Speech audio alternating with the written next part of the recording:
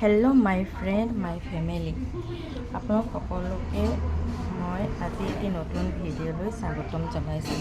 আপোনালোক নিশ্চয় ঠিকেই আছে, ময়ো ঠিকেই আছোঁ। আহকচোন আজি এই ভিডিঅ'টোলৈ যাওঁ। আমি কেনেকৈ বনাইছোঁ, কি কি দিছোঁ।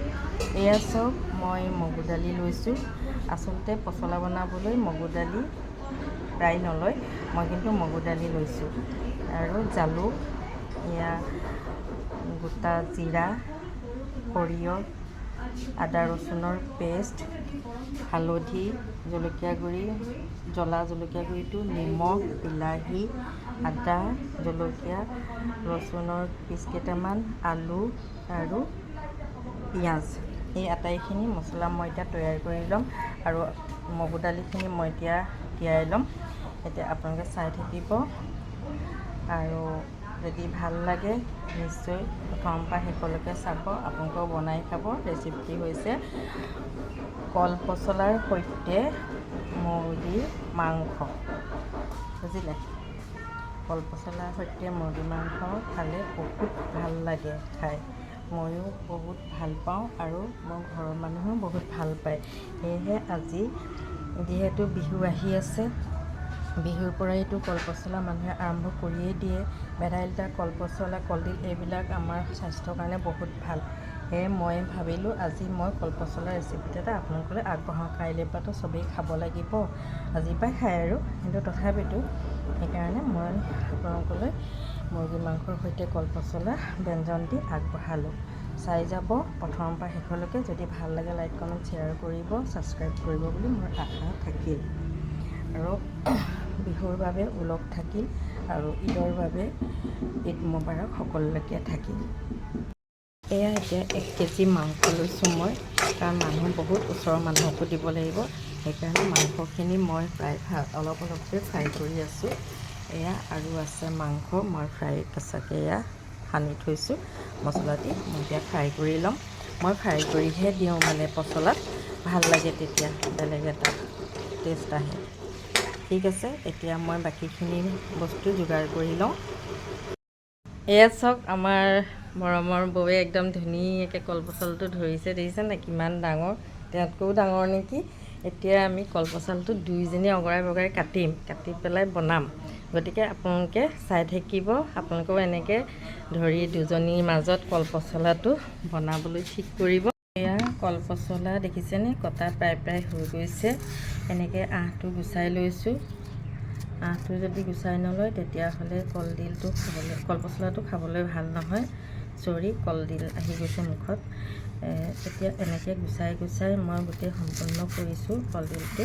এতিয়া আপোনালোকেও এনেকৈ আঁহবিলাক গুচাই ল'ব, তেতিয়া খাবলৈ ভাল হয়, বুজিছেনে। এতিয়া মই ইয়াতে এনেকৈ কৰি ল'লোঁ, বহুত কোমলীয়া, এইটো এনেকৈ কৰি ল'লোঁ। এতিয়া এয়া সেইটো টাইপত কাটি ল'লোঁ। এনেকৈ কাটি হৈ যাব। আৰু তাৰপাছত আমাৰ কলডিলৰ ব্যঞ্জনটো দেখাব পৰা আপোনালোকক হৈ গ'ল। এয়া দেখিছেনে, মোৰ প্ৰায় হৈ গ'ল। এয়া কাটি হৈ গ'ল, এডোখৰ বহুত হ'ল আৰু। এতিয়া দিয়কচোন, ইমানখিনিৰে আমাৰ যথেষ্ট। আৰু এটা দেখিছেনে, কলপচলা আনি থৈছোঁ কিমান ডাঙৰ। সেয়া আপোনালোকক আকৌ এটি ৰেচিপি দেখুৱাম। এতিয়া আজিলৈ ইমানতে এয়া কাটি সমাপ্ত কৰিছোঁ। আকৌ গেছ জ্বলাই বাকীখিনি কাম আৰম্ভ কৰিম, আপোনালোকে চাই থাকিব। এয়া দেখিছেনে, মই অলপ ইয়াতে নিমখ ঢালিছোঁ।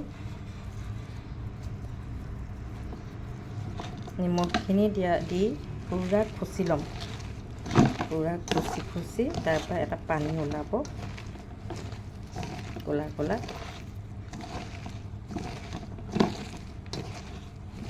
অকণমান দেৰি বাকীখিনি বস্তু ঠিক কৰোঁ, মানে এইখিনি ঢাকোন মাৰি থৈ দিম। এতিয়া পূৰা খচি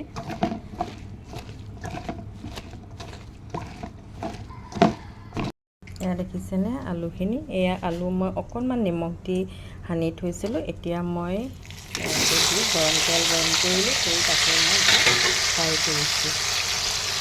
আলুখিনি ফ্ৰাই কৰি ল'লে অকণমান ভাল লাগে, সেইকাৰণে মই ফ্ৰাই কৰিছোঁ।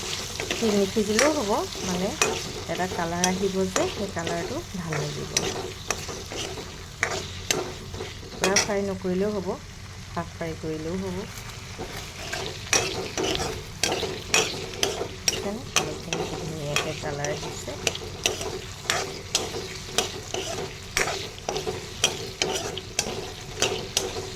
কল পচলাটো ভালকৈ বনাই খাবলৈ হ'লে অলপ টাইম লাগে, সেইকাৰণে মোৰ অলপ টাইম লাগিছে কিজানি।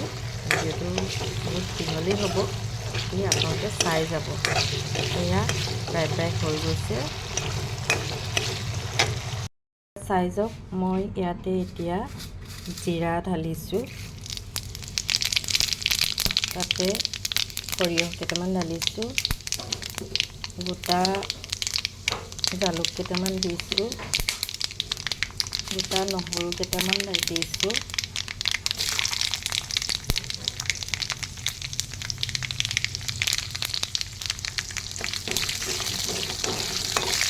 ধুনীয়াকৈ লৰাইছোঁ। গেছৰ ফ্লেমটো ল' কৰি লৈছোঁ।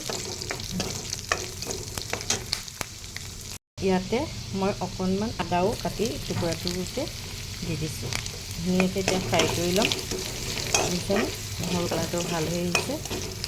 এতিয়া মই ইয়াতে এড কৰিম পিঁয়াজ। পিঁয়াজখিনি এড কৰিছোঁ।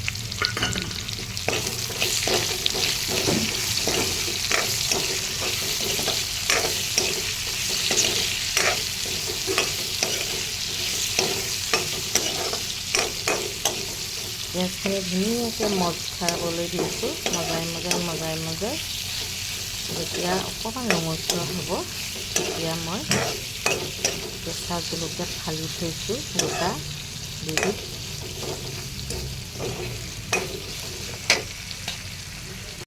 এইখিনি যে এতিয়া অলপ বেছিকৈ খচি ল'লোঁ, ইয়াতে মই অকণমান খোৱা চ'ডা দি দিম। বেছি নহয়, অকণমান, বৰ বেছিও দিব নালাগে। অকণমান খোৱা চ'ডা দি আকৌ ইয়াতে মই ঢাকনাখন গুচাই দিলোঁ। এতিয়া এয়া পূৰা মঠি ল'ম।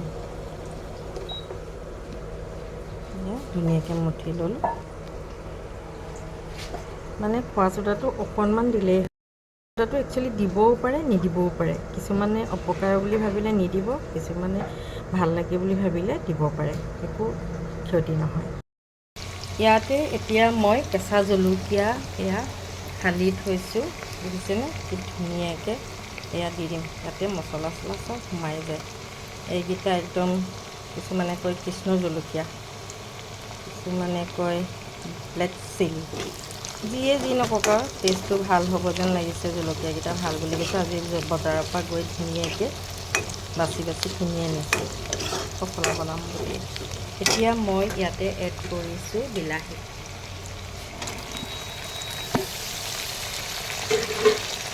বিলাহীখিনি যেতিয়া মজ খাই যাব, তাতে মই বাকীখিনি মছলা এড কৰিম। বেছি খোৱা আপোনালোকক মই দেখাইছিলোঁ।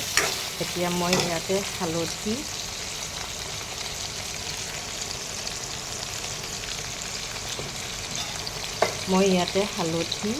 জলকীয়া গুড়ি, নিমখ আৰু জ্বলা হোৱা জলকীয়া গুড়িটো ঢালিম। এয়া চাওকচোন, এতিয়া মই হালধি ঢালিম, তাৰপাছত আপোনাৰ জলকীয়া গুড়িটো ঢালিছোঁ, জ্বলা নোহোৱা কাশ্মীৰী জলকীয়া গুড়িটো কালাৰৰ কাৰণে ঢালিছোঁ। বাকী মছলাখিনি যিমান দিছোঁ চব নিজেই মোৰ বৌয়ে মিক্সিত মাৰিছোঁ, আৰু কালিও মাৰিছিলে, কালি পটাত পিচিছিলে বেছি, তাৰো অলপ আছে। আৰু অকণমান এতিয়া নিমখ ঢালিছোঁ, এইখিনি সিজিবৰ কাৰণে নিমখখিনি ঢালিছোঁ। তাৰপাছত সোৱাদ অনুযায়ী নিমখ ঢালি দিম। ইয়াৰ লগতে এতিয়া পিচি থোৱা ইয়াত দেখিছেনে মছলা, আদা নহৰু পেষ্ট এয়া ঢালিছোঁ। ইয়াতে মই এতিয়া দাইলখিনি ঢালি দিম। চাই থাকক, দেখিছেনে? মই মগু দাইল ঢালিছোঁ। মগু দাইলখিনি দিলে বেলেগ এটা টেষ্ট হয়, মচুৰ দাইল দিলেও বেলেগ টেষ্ট হয়। চবৰে নিজৰ নিজৰ। মোৰ ৰেচিপিটো হ'ল মগু দাইলত বনোৱাটো ভাল লাগে। মগু দাইল, মুৰ্গী মাংস আৰু কল পচলা এইকেইটা বস্তু বহুত ভাল লাগে। আৰু মগুৰ দাইলটো দিলে মানে চবেই খাব পাৰে আৰু কিছুমানে এতিয়া মচুৰ দাইলটো নাখায় যে, কিন্তু মচুৰ দাইল সপ্তাহত 2 দিন খাব লাগে, স্বাস্থ্যৰ কাৰণে ভাল। বহুত কাৰণত মচুৰ দাইলটো প্ৰয়োজন হয় মানুহৰ বডিত, কিন্তু মানুহে ভাবে কি মচুৰ দাইলটো খোৱা বেয়া, কিন্তু সেইটো নহয়। সপ্তাহত 2 দিন আপোনালোকে মচুৰ দাইল খাব পাৰে। মই কোনো ডক্তৰ নহয়, মই কোনো মানে কবিৰাজী নহয়, কিন্তু মই জানো যে 2 দিন খাব লাগে। মই এতিয়া পচলাখিনি ধুনীয়াকৈ মোহাৰি সামৰি থৈছিলোঁ, এতিয়া ইয়াতে এড কৰিছোঁ। চাই চাওক আপোনালোকে কেনেকুৱা ধুনীয়া লাগিছে, ধুনীয়া কালাৰ এটা হৈ গৈছে, ভাল লাগিছে, সেইখিনি বহুত ভাল লাগিছে।